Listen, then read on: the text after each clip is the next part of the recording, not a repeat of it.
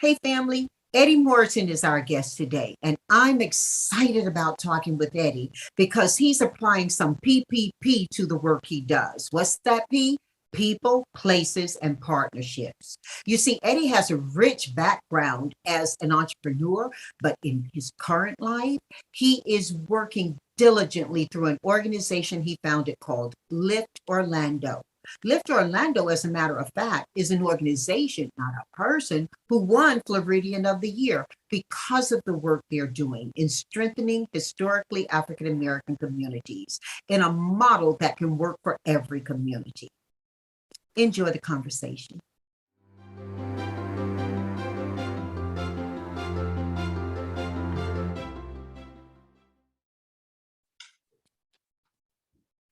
Eddy, we're so excited to have you. Thank you for investing this time with us today.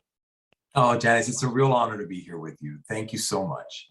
Well, we've got a lot to talk about, and you know what? I'm not going to wait to jump into it.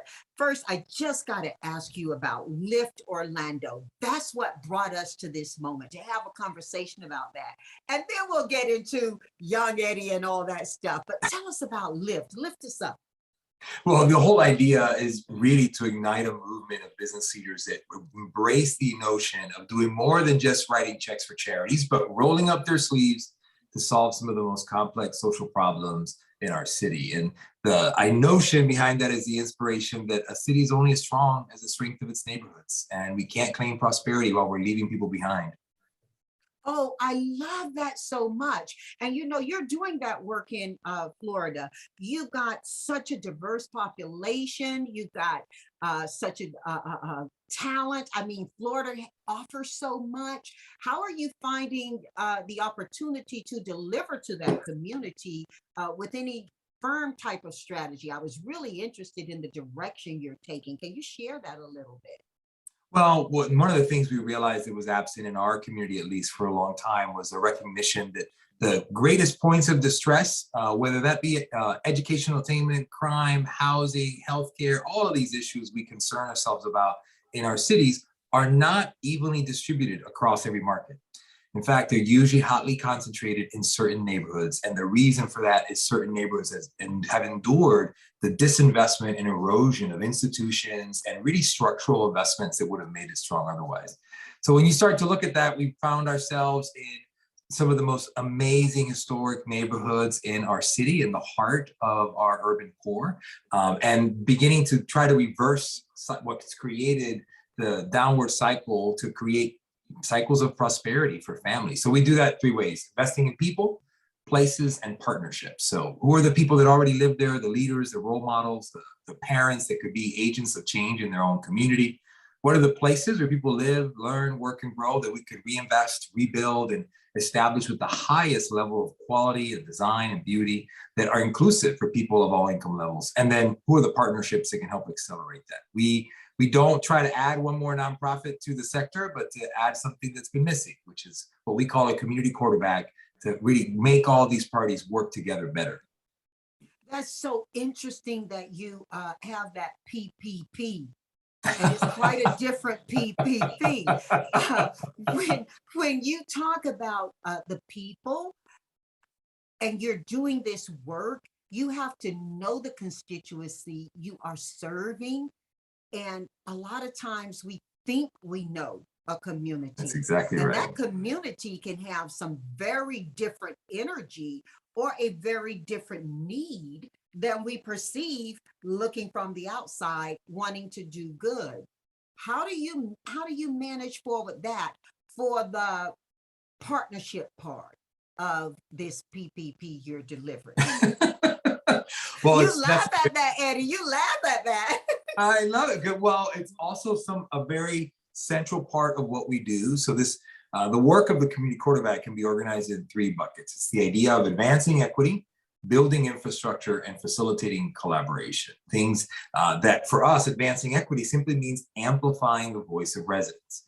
When we started out, we had a lot of good intentions and ideas. We recognized our needs for certain things in this community, but we luckily had the wisdom of experts that pointed to a couple of aspects of our approach that needed to be nuanced. So instead of showing up and asking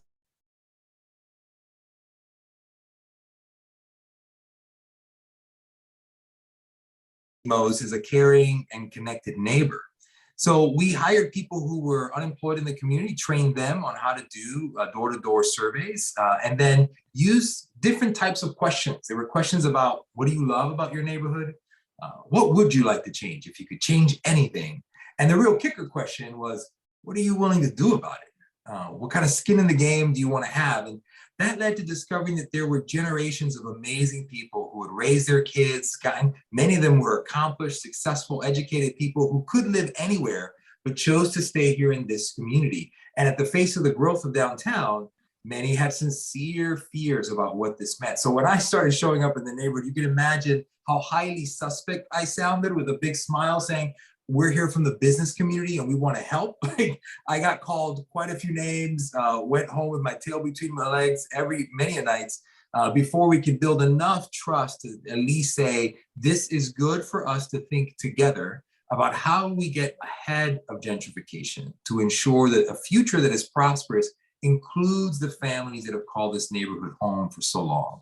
And so we're always working to build and rebuild and strengthen trust in the community, to do every project or program with the voice and desires of people there, and with a good inventory of how are they going to be involved, how are they going to have skin in the game. If anything can be done by residents, our job is to get out of the way, cheer it on. Maybe we support it, but for the most part, in 10 years, when a child grows up here and talks about what happens in their community, we don't want them to talk about some nonprofit.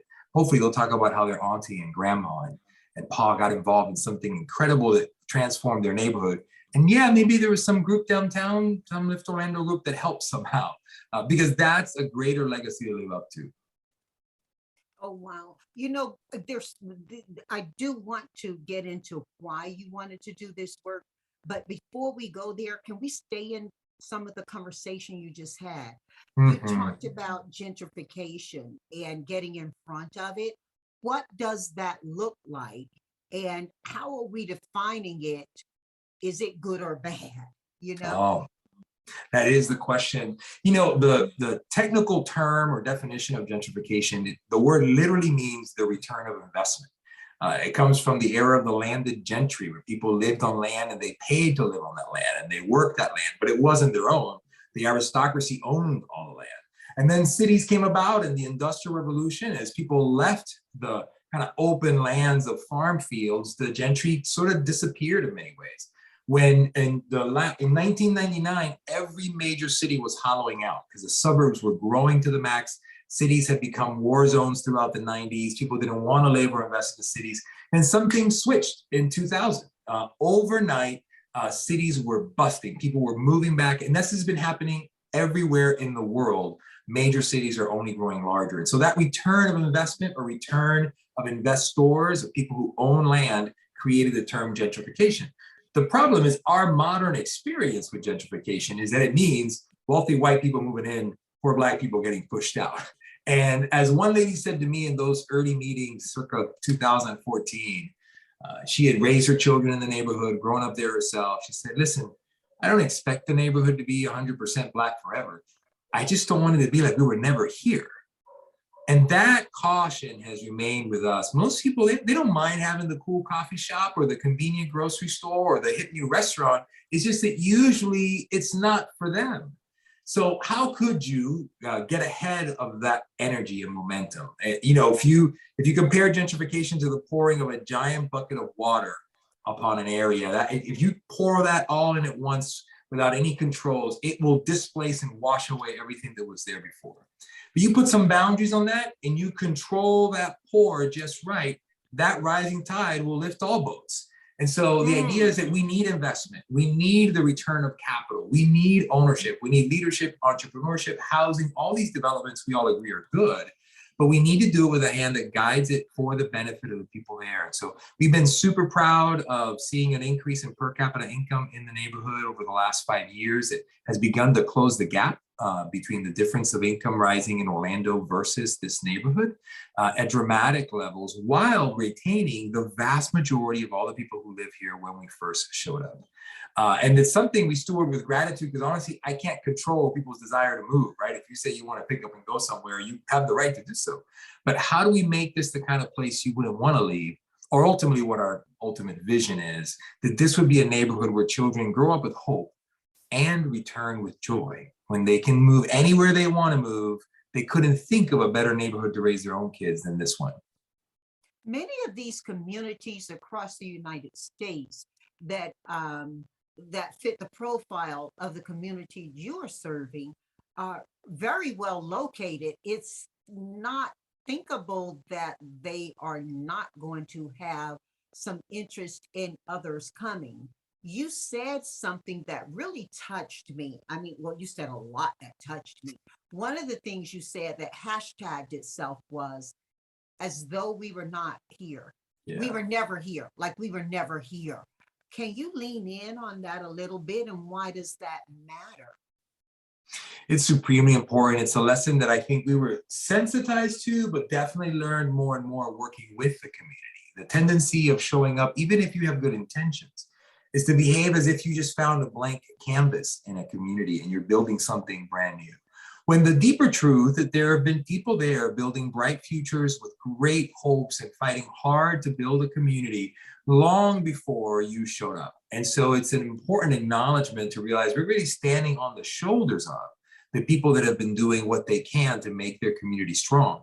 And if you do that, then you can properly integrate the acknowledgement of that ethnic heritage, the history, the legacy of the heroes in that community, even while you're bringing a new infusion of investment and capital. So that second P of places is recognizing that it's the environments that people have to tolerate, the places that when you live in the place you simply can afford to live and everyone around you immediately is kind of dealing with those similar circumstances, it limits the reach of your network, your access to opportunity, and people may criticize you for making poor choices, but in fact, all you have are poor options.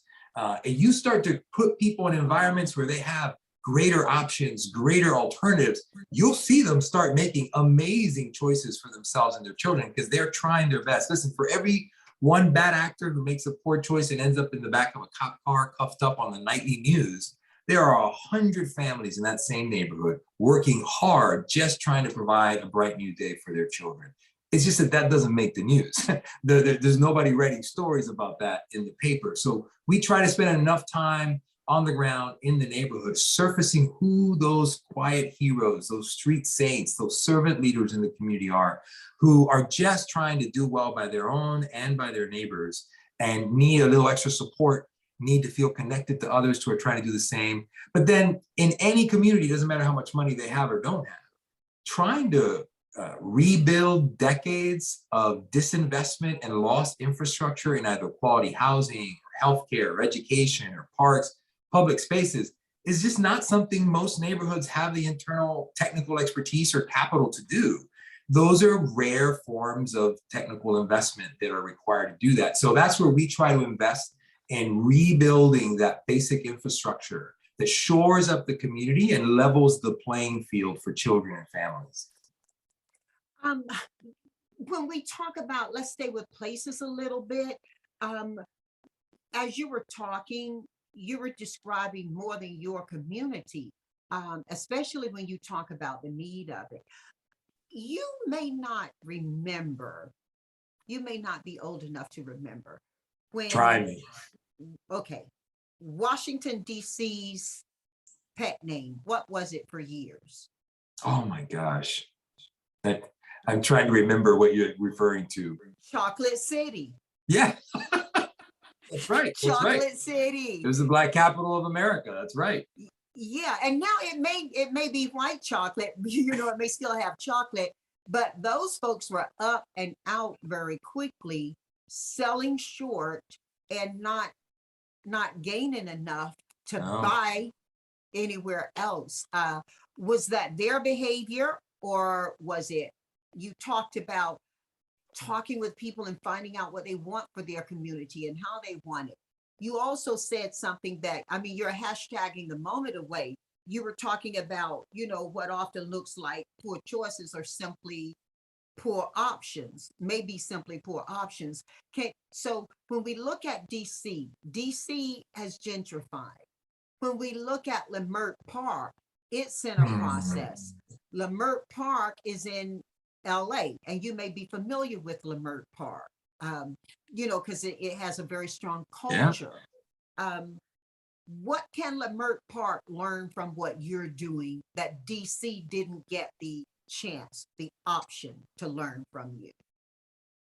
Well, you're hitting on something very important that is lost on most people who have concerns for their city and their community. If you are either philanthropically invested or you're a generous supporter or volunteer in the nonprofit sector, in Orlando, we learned that the vast majority of our work in the independent sector was about addressing issues and causes across our region. So we wanted to feed the hungry and house the homeless and address these issues that are very real.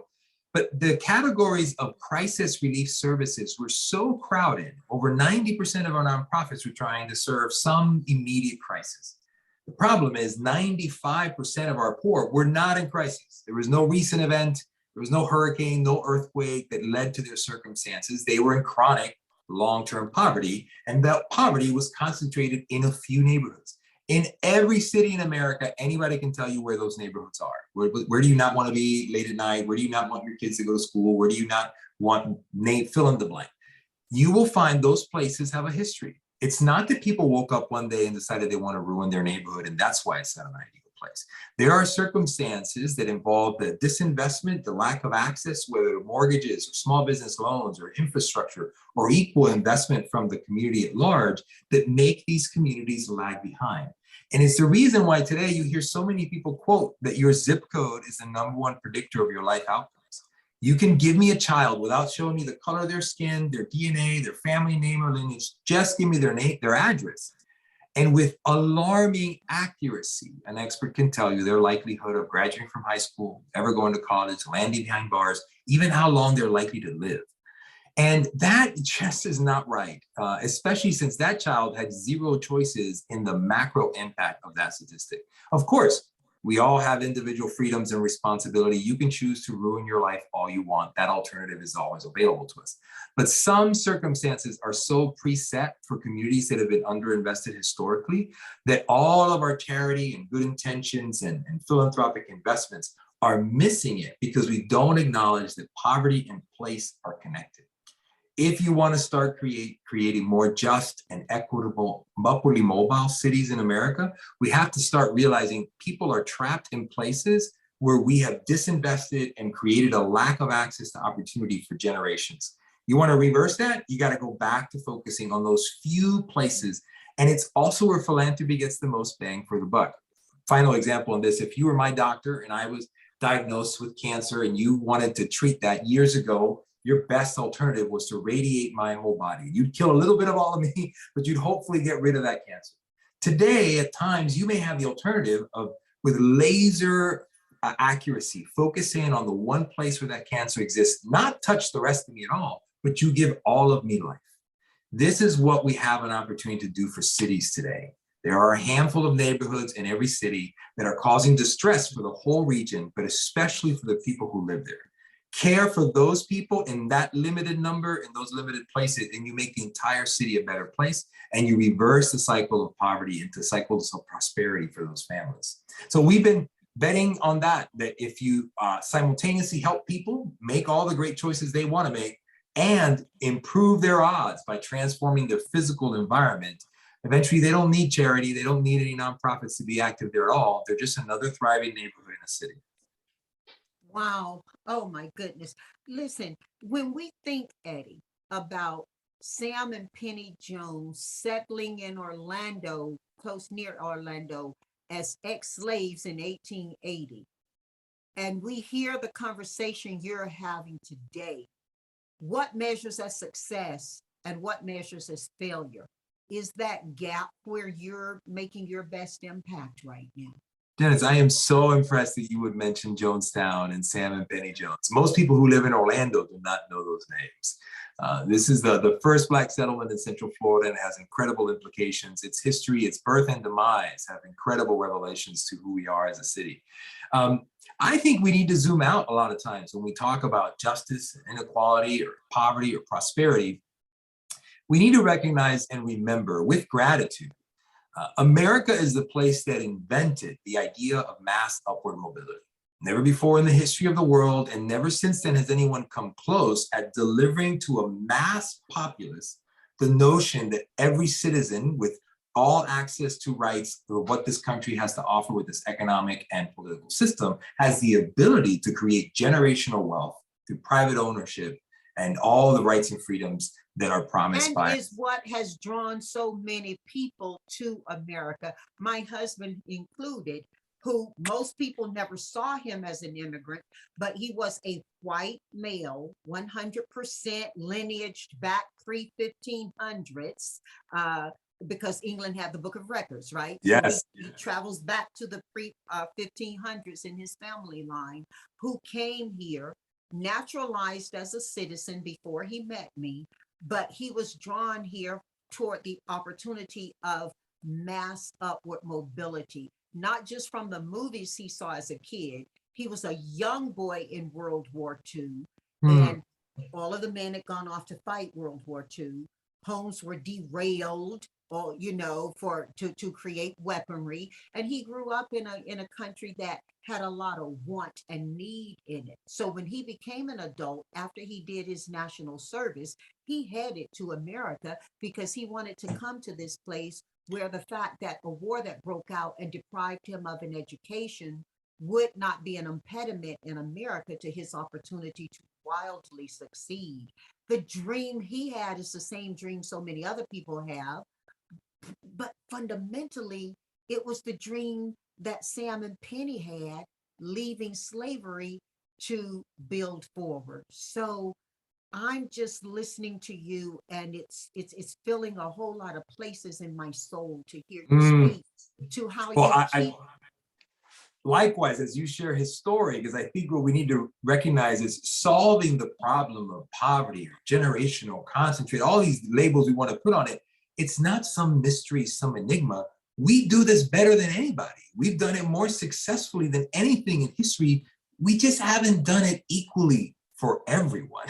So we have the know-how, we have the technology, as they say, but are we giving it equally out to every citizen? Does every person in this country have access to it in the same way? And to the degree we can all acknowledge that we have not done that equally throughout our history, those are the places that have been left behind, the families that have not fully benefited. We've taken wave upon wave of mostly illiterate immigrants and turned it into the wealthiest generation. The largest transfer of wealth in history is happening right now. That's the work. My husband wanted to become a millionaire. My husband wanted to become a millionaire. He did it more times over than you can count. And he transitioned just over a year ago of Alzheimer's. Even in his last cognitive moments, he was so puzzled by how he could come to this country and be so advantaged in ways I could not, having been generationally here for 4 generations back. It just it unsettled him that he could get better opportunity than I could in ways that he could measure and he could feel. It broke his heart to some degree. What you're saying is feeding a lot, Eddy, and I think a lot of people are listening to what you're saying. I do want to go back, though, to my question and dig in a little deeper. What about your process can be a teaching moment, if not a pilot, for other communities? There are still those communities who face the potential. Again, it's going to ring in my head and my heart through the night when you said, as if they were never there, like they were never there. What about those communities? What can they learn from what you're doing? How are you doing it? Well, I think one of the key things to realize, you cannot be engaged in transformation without being transformed yourself.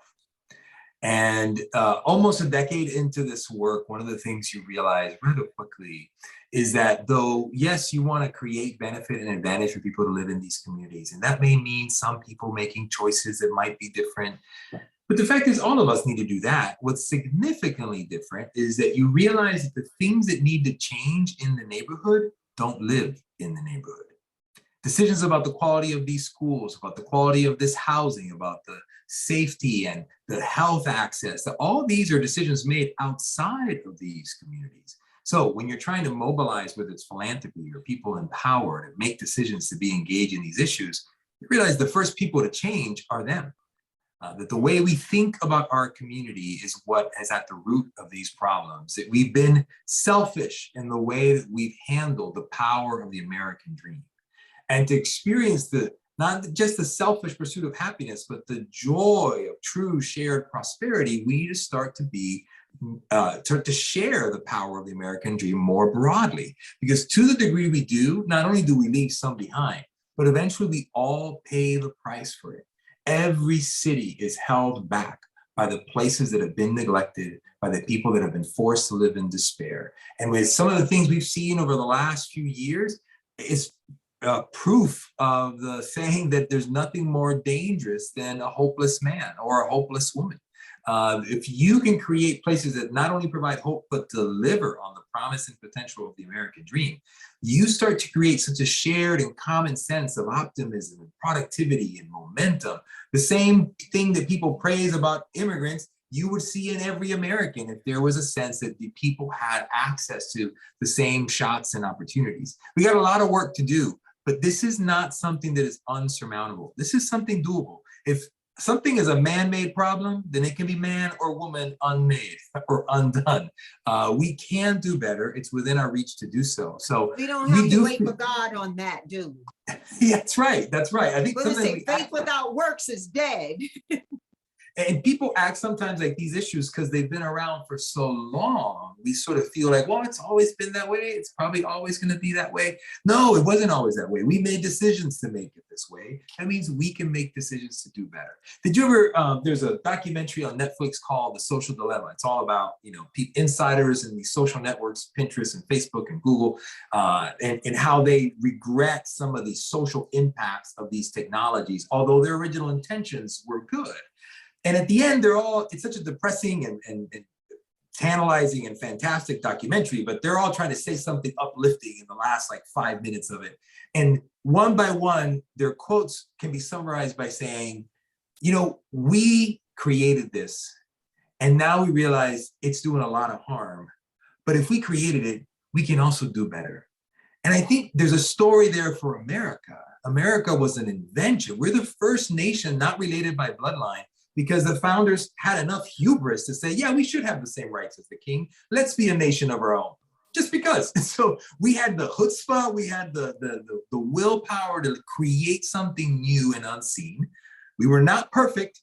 We made things and established things that were not fair and helped so many people out. But because all of those were human decisions, that means we also have the power to do better. And we don't have to throw the baby up with the bathwater. People start to divide lines about loving or hating America. Listen, we all remember the first day we realized our parents were not perfect. I still love mom, but mom's got issues. And dad's got his own baggage. They're still mine. I still love them. I'm gonna let you go with that. My parents are still perfect, and I still say because mama said. But to your point about America being, this incredible new experiment, we are relatively young. And so we do have the ability, the agility to change. It is back to the willpower. And how do we come to land on solutions that focus on what we agree about versus what we disagree about? Absolutely. That may make me Pollyanna. I am highly hopeful. I'm with you. We can both be accused of that. I believe our best days are going to be shared days. You talked a little bit about the social dilemma and the emphasis on if we made it this way, we can improve it from here. I did want to ask you though, when we go back to the communities like the community you're working in and like the many that, have similar profiles, where people work and what they're ready to do matters a lot as well.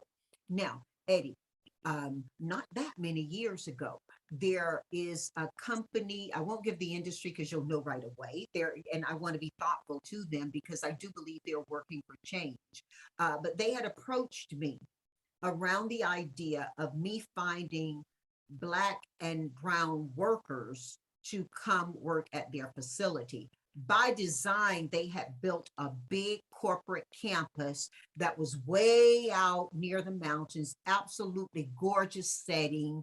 And the campus itself was like, a masterpiece in design and architecture. And they provide a very, very needed service and product. And so they get a lot of federal funding, and they were being looked at for, how are you hiring, and what is your, before we called it DE and Yeah. I. And had the I in it. It used to be just diversity. Yes. And I'm like, why are we looking for diversity? It's always been here. Inclusion is the thing. In any event, they wanted me to help them get workers. And these workers they needed were at a certain salary. And I came in and it was so obvious to me, and they've been working on this for quite some times with a previous provider of staffing. And within less than an hour, I was like, the workers you're looking for live 50 and 60 miles away. The hours they will work will institute rush hour travel, which makes an 8-hour day for them, at best an 11-hour day. They likely have children because a lot of the work is physical. And so that has family impact. I don't know how you're going to say you're looking for these workers and target them without some rampant change to their community, because your community is so far away where you want. And LA doesn't have the friendliest commute, right? Public transportation is not running a lot here. It's in the news right now to just get us from north to south. But Eddy, you see where I'm going with this. You know where Yes. I'm going with this. So how do we bring work into our communities, or how do we better access for people, whether that is how we pay them, what we pay them, or how we upskill them quickly, so that they can make the drive. When we look at our communities, I was recently home over COVID, and I was hosting a call, an international call, and had to phone an executive on my team and say, take this call. I had to go find a land phone and call them because the internet was not there. So whether we're looking at AI at work or internet connectivity at home, we're looking at how people in some communities are stressed to survive, let alone thrive in a new and evolving work. How do you look at that for the community you service? And does your nod and your smile indicate you know this oh too well? I mean, you're dead on. You're absolutely right. What's interesting about that is that the principles that apply are not principles that are in some way exclusive to working with communities that have been underinvested.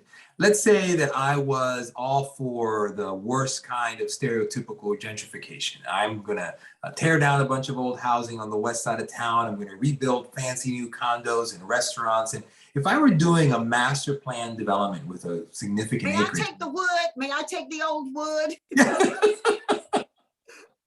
I would be thinking about, oh, if people are going to live here, where are their kids going to go to school? Where is the nearest park? Where are they going to go to work? Can we find some companies nearby? Maybe a grocery store here? Like the convenience and connectivity and holistic thinking that we apply in the suburbs, that we apply in master plan developments of any kind, would incorporate not the assurance that everybody who lives here is going to work in this particular place down the road, but that you want to create the connectivity of all the basic essentials of a well thought out community. We need to stop entering communities thinking that building affordable housing is the answer, that getting people in jobs is the answer, that providing healthcare is the answer. All of these things are the illusion of silver bullets. If you only do one, the others, if they're failing, will undermine the other. So yes, I think you need work opportunities nearby. You need transportation solutions that connect them to work opportunities that might be far off. But it all boils down to thinking about And to people in a connect other complex. communities to them. And to connect other communities to them. Absolutely.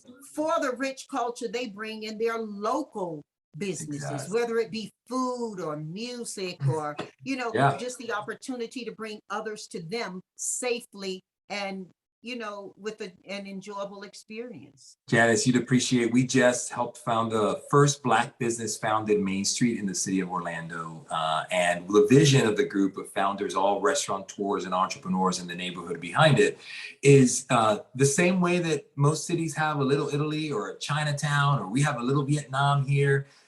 Where's the Black part of town that we all want to patron and hang out? And regardless of your ethnic background, you want to go there with your children, enjoy great music, a restaurant. You don't drive through in a hurry or around it. This is the place that you really are proud and excited it exists in your city. And with the national awareness of the famed Black Wall Street, there's an opportunity for creating places that celebrate and preserve Black leadership, entrepreneurship, and history in our inner cities, in a way that everybody can patron, that everybody would welcome and celebrate, but does not remove the beautiful mark of that heritage in cities. And I think sometimes we think about it in exclusive ways. Like if it's going to be Black, it's going to be poor or low income. And it does not have to be the case. Too many of our young Black professionals are choosing to blend in other parts of the city instead of being part of making a name for their culture and history in the inner city core. And so there's an opportunity to do that. We're hoping to see that happen in Orlando in the very near future. And we're hoping more cities do something like that. Oh my goodness, you're making it sound so attractive. And I got to tell you, I wasn't considering Florida as a place to go to to retire. We all end Nevada up and down here sooner or later. California. But why are you competent to this? What is it that so I guess I'm asking you two questions right now. Why are you so compelled by this at the personal level, if you'll share it? And why are you so competent to it? Why is it you? What about your experience? What did you walk away from to do this?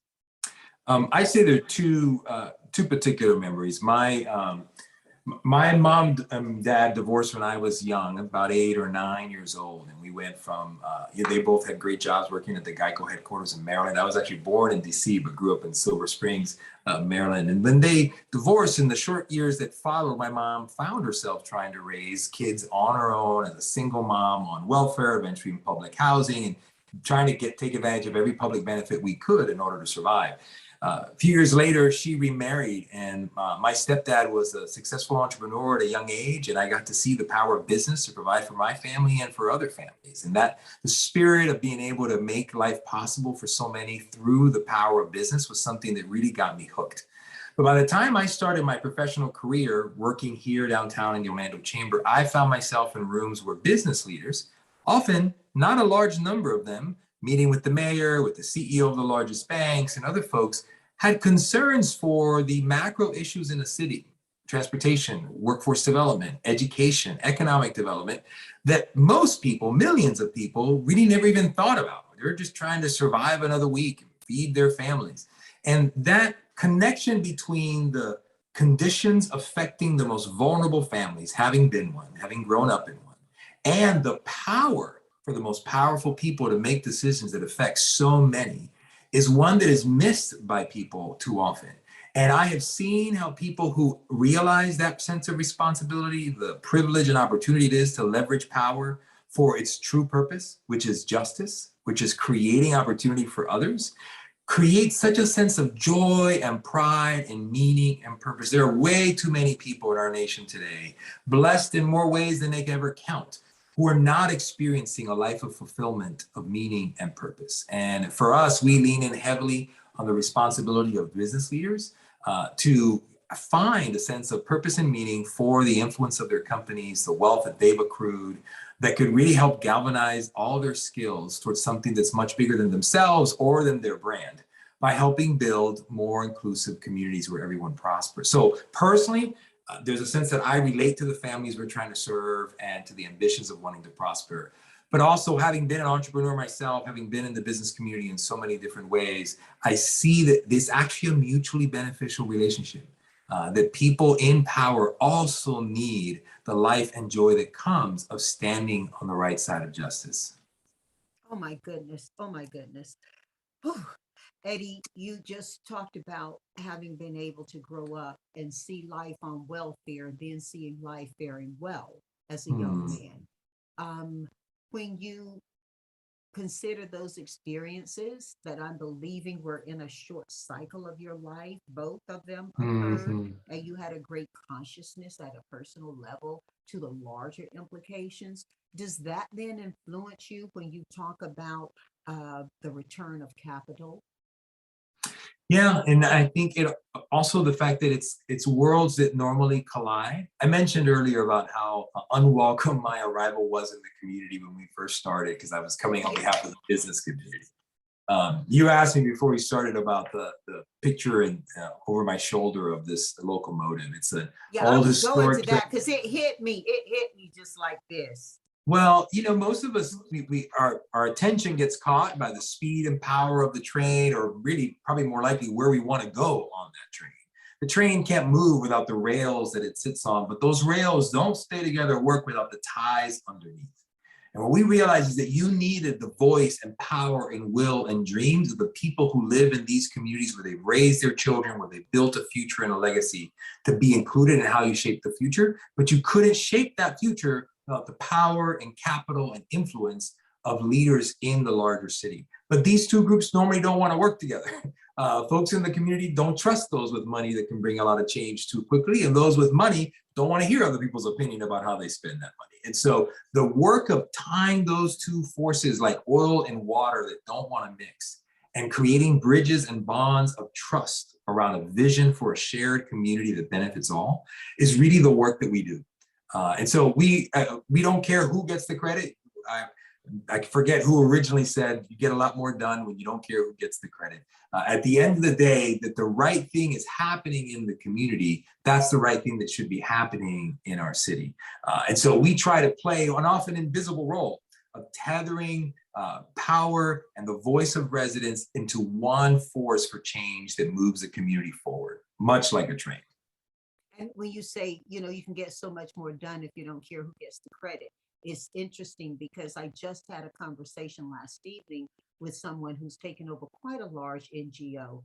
And one of the things that was commented about as a point of, can we talk about this? Can you give me some thought on this, JBH, is that people were all rallying about what was in it for them or what the change would mean to them. And this new CEO said, and all I was trying to meet with them about was who the customer is, who the customer is, who the many people are who we've come together under this banner to serve. And it became a thing of culture. Culturally, how are we approaching to solve these issues? Everything we solve isn't a problem. Sometimes it really is, as an opportunity, right? We Absolutely. we solve for something better, and I think that's a mistake that sometimes when we look at our communities, and certainly community that you're servicing through Lift Orlando, we look at it and we see the problems on it. When we hear passion, as you're speaking about solving, I see so much opportunity Oh my in goodness. what you're saying. I mean, you talk about place and the zip code, but also talk about, I mean, it seems a cheap shot. Talk about the weather, it's fantastic, And so if the weather is fantastic, then does it lend itself, if the land is there or the Mm. land can be treated, that you can have local gardens, and if you have local gardens, are you improving the environment and the air that kids are smelling in their homes? And, so my mind is going there when you're having this conversation about this rich opportunity to have this petri dish for success. Yes. It's interesting that you say that because I mentioned that survey process in this community. That first step of looking at what the assets were is a very well documented body of work originating out of Northwestern University. In fact, it's some of the work that Obama was trained in before he went back to law school, was this discipline of asset-based community development. It may be, some say, the only explanation for the dramatic drop in crime in every major city in America over the last 40 years. There's no change in law enforcement or policy that explains why the war zones of the 80s and 90s we knew in all those Charles Bronson movies and everything else really don't exist, except for some places in Chicago and some corners of LA. You don't find that in most cities anymore.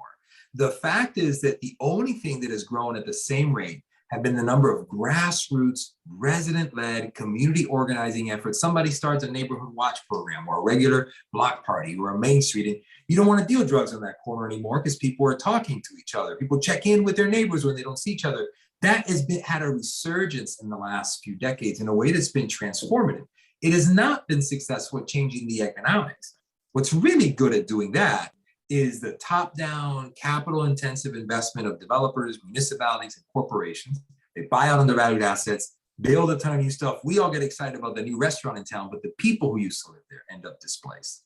And in many ways, the goal was to take these two forces often at odds and see them as incomplete models. And in the spirit of partnership, and by that we mean having a shared vision with the residents of Westlakes, the people that we serve in this community, having shared values about what it means to be a good neighbor, and making sure we have a shared voice, that we're speaking together about what's best for all. That in that kind of a spirit, you can build the foundation of trust that leads to shared communities in the future, and the kind of pride that children grow up in a place that they want to represent the rest of their lives and even come back and raise their own children there.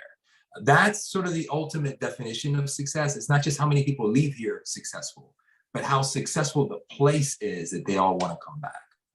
When we were students when actually I was an Upward Bound student before a student at North Carolina A&T State University. Oh. Okay, FAMU. Yes. In any event, one of the things we would talk about out on those lovely grounds, sitting outside, back in the days when you sat outside on the grounds and you talked, Yes. literally on the grounds, we would say, don't just vote, serve, and don't just talk, listen. And that was what propelled us forward as that season of students to do the kinds of things we've done. I love that. And it's almost as though you were hearing the whisper of that in how you've chosen to do this, Eddy. When does it get tough, and when does it get tempting to, kind of scream? I think there are moments early in the work for anybody who starts to do this. There are moments where you realize that the wounds of a community that has been mistreated, where promises have been broken, where people have broken and destroyed trust, means you're going to run into a lot of suspicion, a lot of tough questions, and even accusations with great frequency that will feel unfair until you realize that history makes it perfectly logical for people to doubt your good intentions. But then once you realize that makes sense, what's a challenge is realizing how many people in the name of doing good are building their own empires, whether they're for-profit or nonprofit or public or private. And so that little bit about not caring who gets the credit, I have learned not caring who gets the credit is almost like a superpower. You're in a room full of people where everybody wants the credit and you're the one person happy to give it away. It is one of the biggest advantages you can have. And then ultimately, when you start to think about how to move the work forward, maybe the angst we're having today is the tension between being faithful to the long-term hopes and promises to this community, while the things that we're learning are also so needed around our city and around our state. And so we're starting now to do a lot of the hard work to document what are the ways we can help other groups accelerate. If something took me 5 years of beating my head against the wall, can I help you get it done in 18 months? Just by having the confidence that I've paved the way for you. We're members of a national group called Purpose-Built Communities. Warren Buffett, Tom Cousins, and Julian Robinson, they fund this free consulting firm for any city trying to do the same thing, inspired by the success and work of Eastlake and Atlanta. And they've learned a lot from failures and successes there that they've tried to translate to others. But here we're positioning that on the screen right now. So good. Purpose-Built Communities, how do they visit? Yes, purposebuiltcommunities.com or .org. It's a fantastic resource. They've really been a lifeline for me. Early, when you're doing this work, as much as everything we're talking about makes sense, in most communities, when you start to talk about mixed income housing and cradle-to-career education and redeveloping communities that have been left behind, folks either look at you like you've got 3 heads or with a bit of pity, like, oh, that sounds real nice, Eddy. Good luck with that. But it is possible.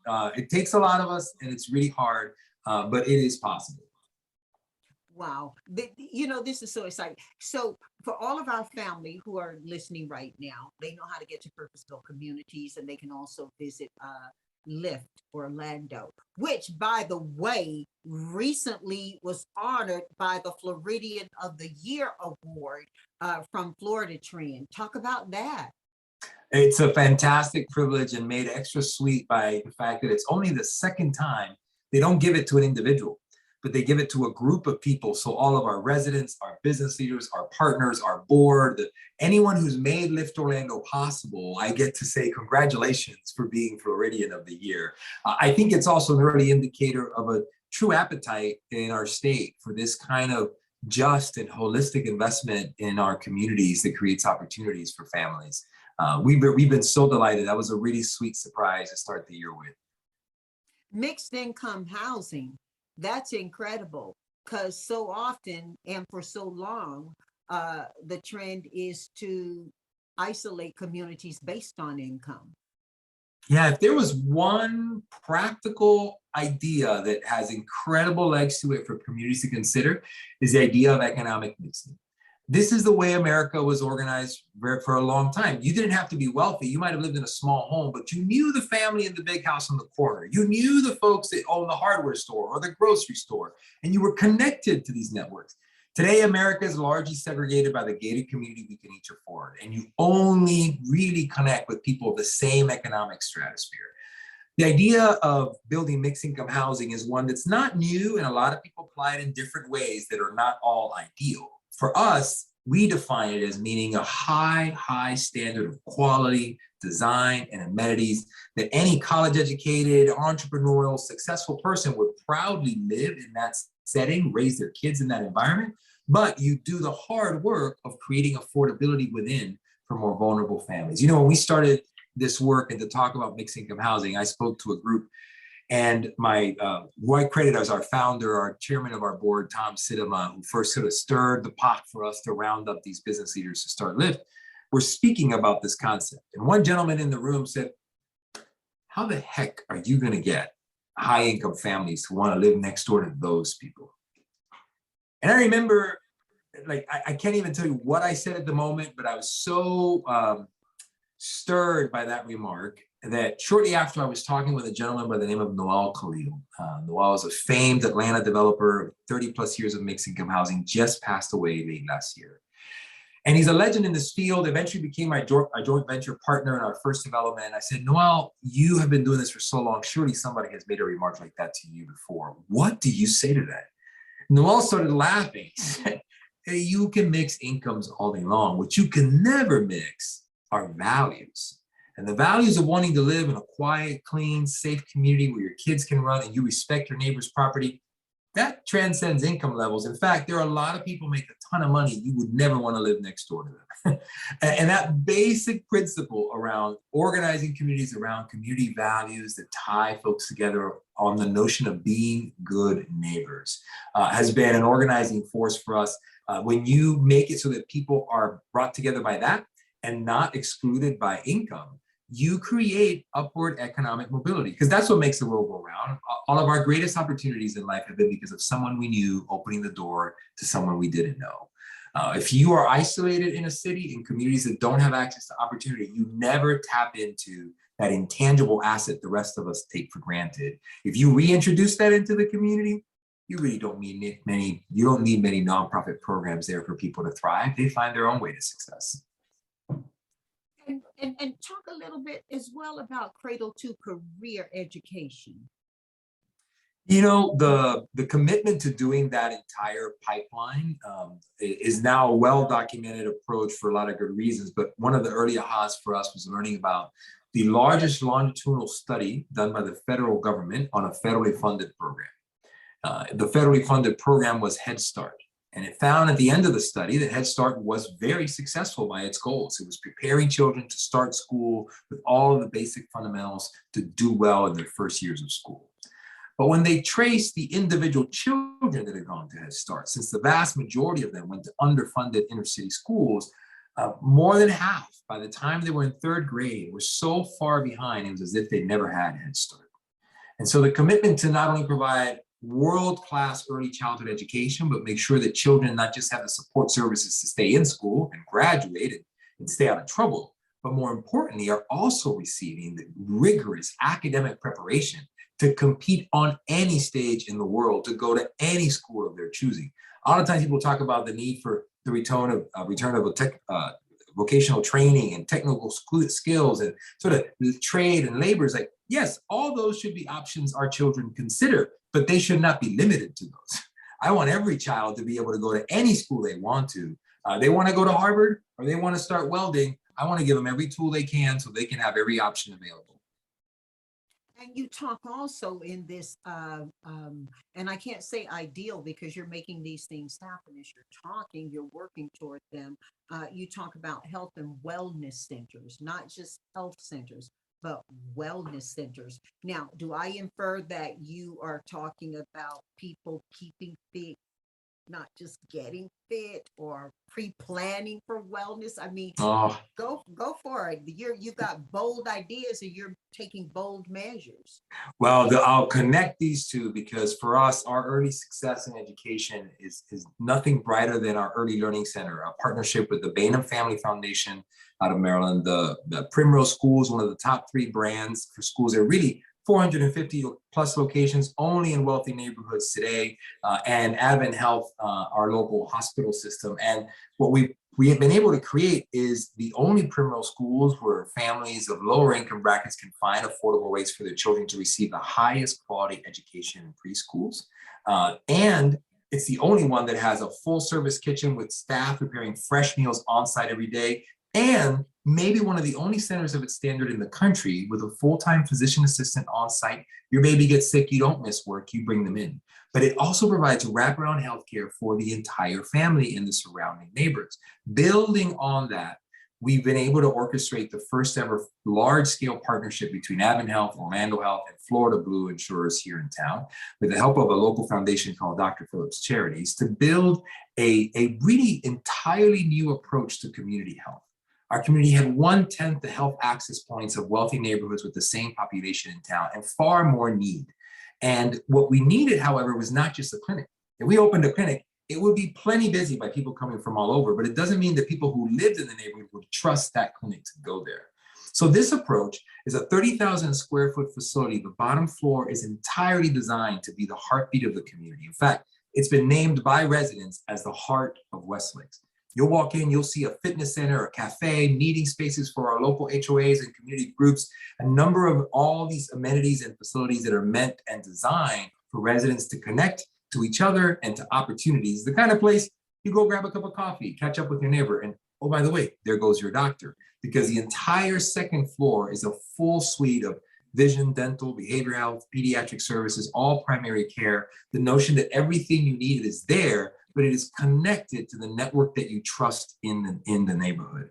We find that most healthcare investments in clinics do not build bridges on the terms of trust. They focus on access. People need access, let's go put something there. And we all know there's good reasons why in our communities we don't unilaterally trust healthcare providers. There's a long history and rationale for suspecting those kind of outreaches. So this, we hope, will build a kind of connection to relationships and positive peer pressure and behavioral changes and social dynamics that lead to better quality of life, better health choices, a plethora of more healthy options, but ultimately better longevity to increase the quality of life and life expectancy in the neighborhood for everyone. So you got me on that soapbox because we're really, really proud and excited about it. Hey, and look, don't step off yet, because I want you to wrap all of those elements up into something you refer to as economic viability opportunities. No, thank you. That is the real bottom line. You know, the year when we were first starting talking with the community about this, and the ideas were bubbling up from their lips of housing and education and all the opportunities that were needed. It was a resident who first said, well, you can do all those things, but if people are still poor, if they're not making more money, well, what are you going to do about people's ability to prosper? And so we really added this fourth pillar of long-term economic viability. the idea of creating generational cycles of prosperity in this neighborhood. How do we unleash the potential for that? For people to not only do better within their lifetime, but to start their children off in such a better place than where they started. That is the core essence of the American dream, right? Knowing that my children will do better than I did when I began. And that is a serious goal of ours, to see our businesses grow, prosper, and create jobs in the community, to attract employers into the neighborhood through new commercial developments. And to date, so far, we've been able to see over $25 million go to local women and minority-owned businesses in this area. We've increased and closed the gap of per capita income compared to the city by about 65%. But truly, we're just getting started. The goal is to completely upgrade the trajectory of financial prosperity for all of our families, while the neighborhood around them transforms into a place that elevates their dignity and pride and heritage at the same time. Eddy, our family is a vast and highly diverse group of people who all come together to listen to moments as you're talking about, the audience of this podcast. And they happen to be in large part individuals. Many of them are in their 20s. Some are, aged as I am. If they want to be able to get engaged in something similar to what you're talking about, how do they do it? How do they make that first step? And does that first step always have to lead to another one? How do they figure out how to do it? Listening to you is inspiring, but what's the call to action? Absolutely. If you're in Orlando, if you want to become engaged in a direct way with us or any of our partners, obviously you can go to liftorlando.org. You can find out about tours and opportunities to serve. Around the country, Purpose-Built Communities is my favorite resource to recommend. They are an amazing network of peers, practitioners, and experts in this space, trying to do this in over 25 cities now around the US. And the goal is that we know exactly the number of neighborhoods that need this in every state, in every city, and around the country. Enough of us start drinking this Kool-Aid and focusing our investments and work on loving a specific neighborhood for a long time, we can reverse all the things that are so painful for all of us to know about and endure. And I'd ultimately say what a mentor of mine said to me when we began this work, that our communities, what they need most is not more programs and services. It's not more big-hearted volunteers doing rather generic labor around projects that people could honestly do for themselves. What our communities need most is the same thing you and I need, is a caring and connected neighbor. You look for ways to do that in your own backyard, and you'll transform the world in just as dramatic fashion as we're doing here. That is so awesome. Okay, look, we're going 4 for 4 now, okay? In 4 for 4, I'm gonna ask you 4 questions, and I want 4 answers from you, okay? And we're gonna start out, Eddy. You get to invite anybody to dinner you wish, who is, they can be transitioned or they can still be alive. We're not talking about future people though. Don't bring your superhero. Well, maybe you can. Who's coming to dinner? Guess who's coming to dinner? How many people? 4. 4 people. And why?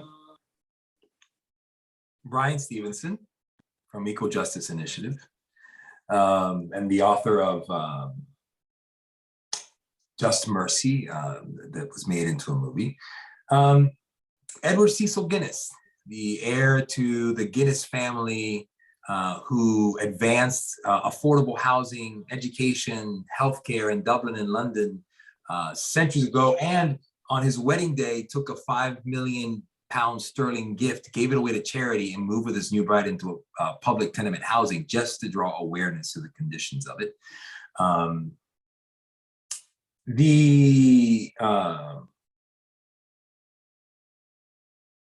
There's a gentleman here, Eugene Gwynyard. It's kind of been lost to history here in Central Florida, but he was the one who complained to his boss, John Graham, that he wanted to build a home worthy of how hard he worked. And that led to a movement that founded one of the first Black suburbs in the South, Washington Shores, right here on the west side of Orlando. And it's the birthplace of most of the most illustrious Black leaders here in Central Florida that have helped build this region. And he would be a fascinating person to talk to. Gosh, so many people. Dr. King himself, to speak words of wisdom into how we're thinking about this work. Wow. You know what? I'm going to come help you serve at that dinner. I want to. And if you get another seat, open up. You know, John Hope Bryant's doing some work with Yes. a new company on creating. I mean, he's doing incredible. I know, he's pretty amazing. Hey, look, let's go 2 for 4. What 4 different music artists are you listening to now, and why? Oh my goodness. You know, it's so funny. I am like, I try to surf a lot of different type of music, and but these days my head's been sort of deep in worship music. So Christian gospel worship music, but with a little kind of a random flair. I don't like get hooked on any one artist and all of their stuff. I'll just put it on Spotify and listen to everything under that category that I can hear. So I can't pinpoint just one name. I feel like in the past, I've been more a fan of a single band or singer, but these days it's just the soundtrack of life that I tend to listen to. Oh, I love that so much. And you know, we are doing the same thing, you and I. I could so easily 3 or 4 years ago give you my favorites, all of whom had already passed away, because I'm kind of an old school girl. But now I am just so listening to world music. I'm listening to a lot more of the calming music of Eastern artists who I'd never heard of, and my daughter introduced me to. And like you, the majority of my time, my music is worship music.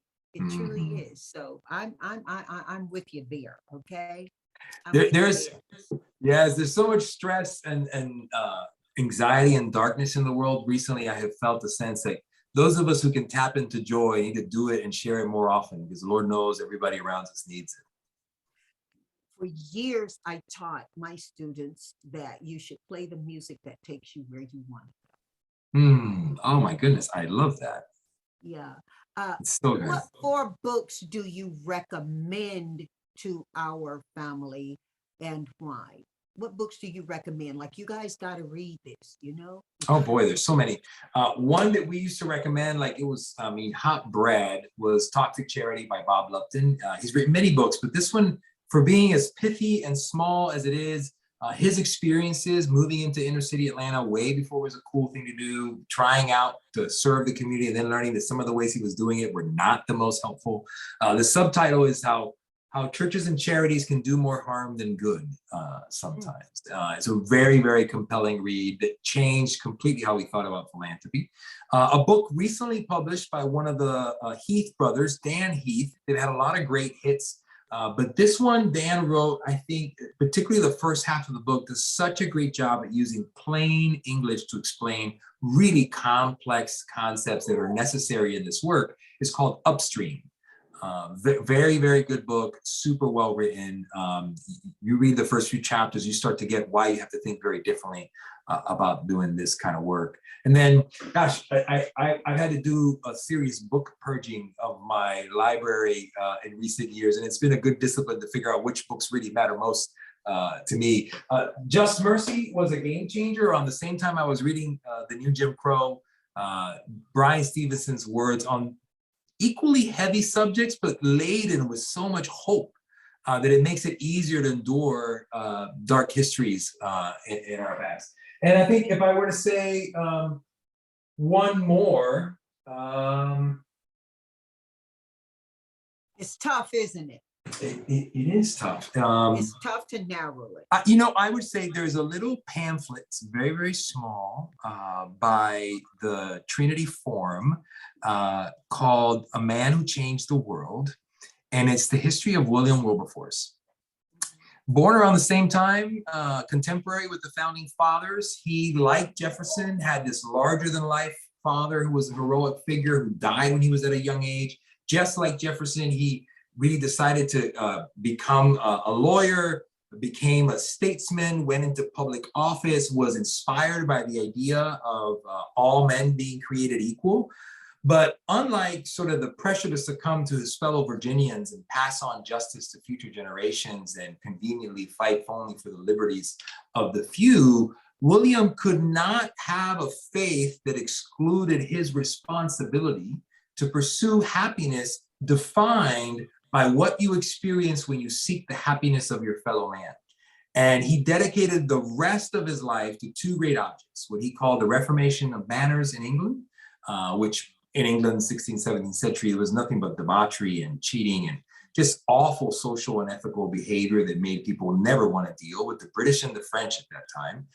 But that led to his even greater goal, which was the abolition of slavery, which was absolutely unthinkable then at that time in their position in the world economy. And he dedicated his life to that, transformed the culture of London. By the time he passed away, 3 days before he died at the age of 63, slavery was abolished in England, and England became the worldwide police against slave trafficking across the Atlantic.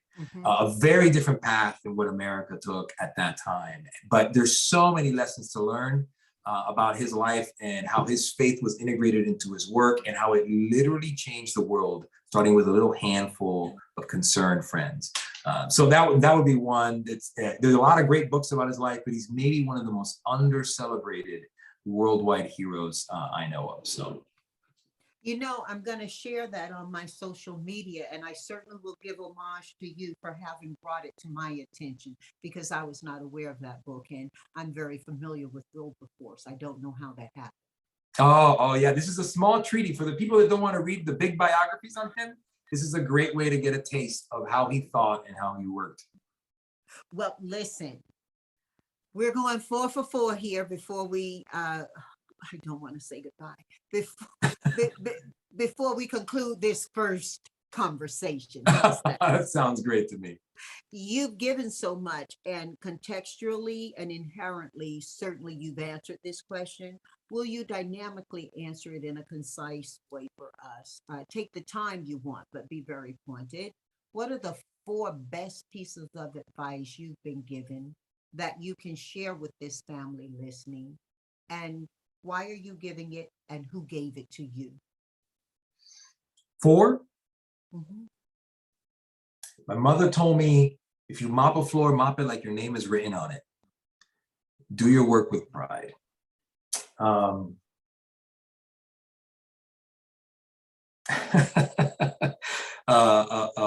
father figure, mentor, and pastor said to me once, Eddie, the shortest point, this is not his direct quote because it's a principle, that the shortest distance between 2 points is a straight line. And sometimes we make things more complicated than they need to be. I share with you what Bob Lupton said, that what we all need most is a caring and connected neighbor. That still drives much of how I live every day. And, you know, drawing from my own personal faith journey, I spent a few years where I was very, very active in inner city ministry, working with young men coming out of gangs and violence, but was also working in the business community and felt torn between the two and kind of felt like I needed to be called to one thing or the other because I was running ragged and feeling tired. And what was kind of bubbled up in my soul that has been a guiding light is a passage in Matthew 5:16 that says, "Let your light shine before all men, that they glorify your Father in heaven." So if whatever I do, whether I'm doing this today or running a hot dog stand tomorrow, if somehow it makes people look up and thank God for his goodness, then I've done a good job. Eddie, from my heart to your home, thank you. Thank you. Please come back. Thank you. It is such a privilege. Thank you for your heart and for the community that you're building here. I've been honored by being here with you.